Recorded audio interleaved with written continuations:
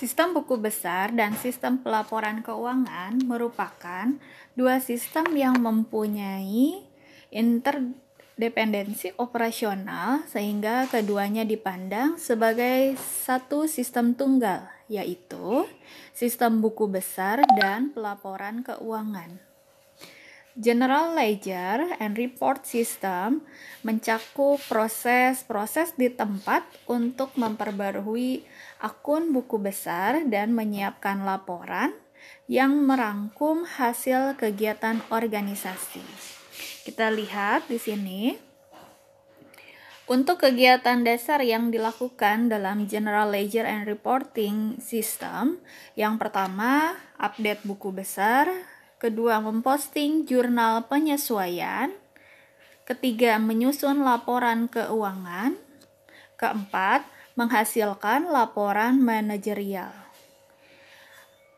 Tiga pertama, yaitu update buku besar, posting, dan menyusun laporan keuangan merupakan langkah dasar dalam siklus akuntansi. Masing-masing subsistem siklus akuntansi yang menyediakan entry ringkasan yang berkaitan dengan kegiatan rutin dalam siklus tersebut.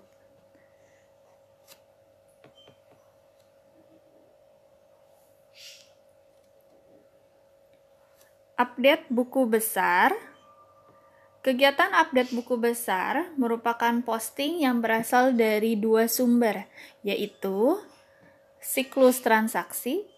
Siklus transaksi terdiri atas siklus pendapatan, pengeluaran, sistem akuntansi biaya, dan sistem penggajian untuk transaksi rutin, dan kepala bagian keuangan.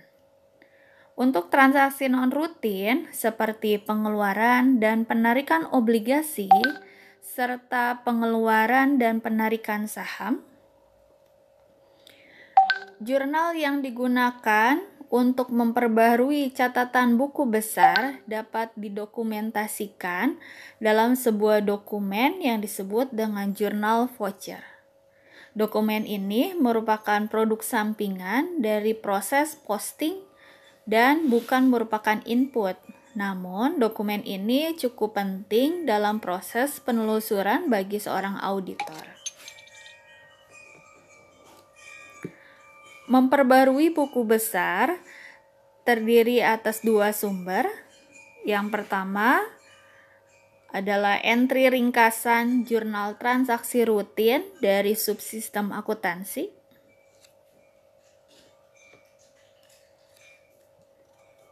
Jurnal individu entry untuk transaksi non-rutin dari bendahara, contohnya untuk penerbitan atau pembayaran utang dari bunga yang terkait. Kemudian penerbitan atau pembelian kembali saham perusahaan dan membayar dividen pada saham itu. Untuk entry jurnal sering didokumentasikan pada formulir yang disebut dengan voucher jurnal. Setelah memperbarui buku besar, jurnal disimpan dalam file voucher jurnal.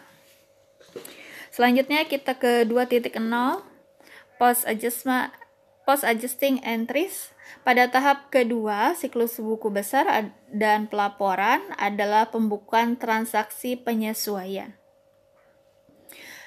Jurnal penyesuaian berasal dari kantor pada setiap akhir periode akuntansi, bisa dalam periode bulan, tahun, dan setelah neraca saldo awal telah disiapkan. Neraca saldo, daftar saldo untuk semua rekening General Ledger. Jika dicatat dengan benar, total semua saldo debit sama dengan total dari semua saldo kredit. Ada 5 jenis jurnal penyesuaian. Yang pertama ada akrual. Akrual ini biasanya dibuat pada akhir periode untuk mencatat transaksi yang terjadi namun belum dilakukan pembayaran atau belum ada penerimaan kas. Contohnya yaitu pendapatan bunga dan utang gaji. Kemudian yang kedua, jurnal penyesuaiannya deferral.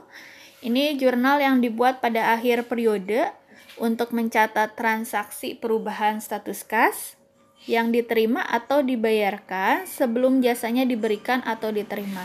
Contohnya, ada pengakuan terhadap pendapatan atau biaya yang telah diterima kasnya atau dibayarkan sebelum akhir periode. Pada periode ini sebagian telah diakui. Kemudian yang ketiga, jurnal penyesuaiannya ada estimate, merupakan jurnal yang dibuatnya pada akhir periode untuk pencatatan transaksi biaya yang terjadi dalam beberapa periode akuntansi. Contohnya ada depresiasi dan biaya kerugian untuk piutang. Lalu yang keempat, jurnal penyesuaian ada dari evaluasi. Ini jurnal dibuat pada akhir periode untuk mencatat selisih antara angka yang tercatat dan angka dari hasil biasanya perhitungan fisik aset maupun persediaan. Kemudian ada juga yang kelima adalah error correction. Ini jurnal biasanya dibuat pada akhir periode untuk mencatat kesalahan dalam rekening-rekening buku besarnya. Nah, lalu kita ke prepare 3.0, prepare financial statement. Pada tahapan ketiga ini kita untuk menyusun laporan keuangan. Nah, laporan laba rugi kita harus buat untuk pertama kali dengan menggunakan data dari saldo rekening pendapatan dan biaya setelah neraca saldo yang disesuaikan. Lalu tahap keduanya kita membuat neraca. Untuk membuat neraca ada alternatif yang bisa kita lakukan. Yang pertama adalah menyusun terlebih dahulu laporan perubahan modal, kemudian menyusun neraca dengan menggunakan data neraca saldo setelah disesuaikan, lalu ditambah data dari laporan modal. Lalu yang keduanya yang bisa kita lakukan adalah menutup buku. Apa menutup buku? Ini adalah menihilkan saldo rekening-rekening pendapatan dan biaya dan mentransfer laba bersih ke rekening laba ditahan atau rekening modal. Dan menyusun neraca. Nah, jika kita melakukan proses alternatif yang kedua tadi, dilakukan dengan cara manual, umumnya dilakukan setiap akhir periode saja, setahun sekali. Gitu. Namun apabila kita menggunakan secara terkomputerisasi, maka proses tersebut bisa dalam periode yang lebih pendek.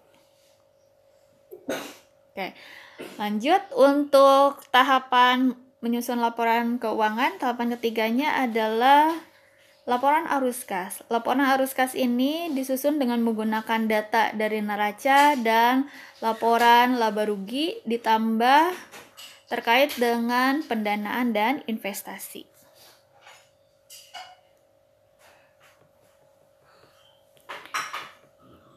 Lalu yang keempat, 0 terkait dengan penyusunan managerial reports.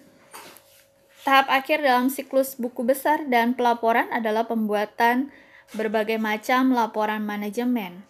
Pada dasarnya, laporan manajemen ini dibagi menjadi dua. Yang pertama adalah laporan kontrol buku besar, yang keduanya adalah anggaran.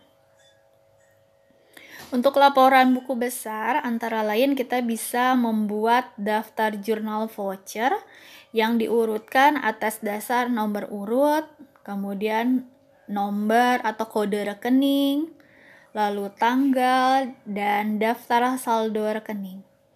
Gunanya untuk apa voucher ini? Biasanya untuk mengecek ketelitian pada saat proses memposting.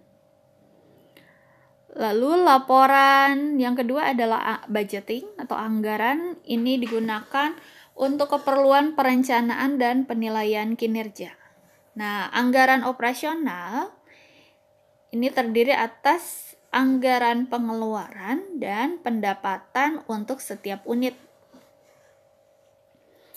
Anggaran pengeluaran modal yaitu rencana arus kas masuk dan arus kas keluar untuk setiap proyek yang akan kita laksanakan. Lalu dalam anggaran arus kas ini isinya adalah membandingkan estimasi antara arus kas dengan rencananya biasanya digunakan untuk kebutuhan kasnya. Nah, isi laporan kinerja anggaran terdiri atas biasanya dari pusat biaya, pusat pendapatan, pusat laba, dan pusat investasi. Ya, begitu terkait dengan penjelasan DFD, Data Flow Diagram level 0 dalam General Ledger and Reporting System.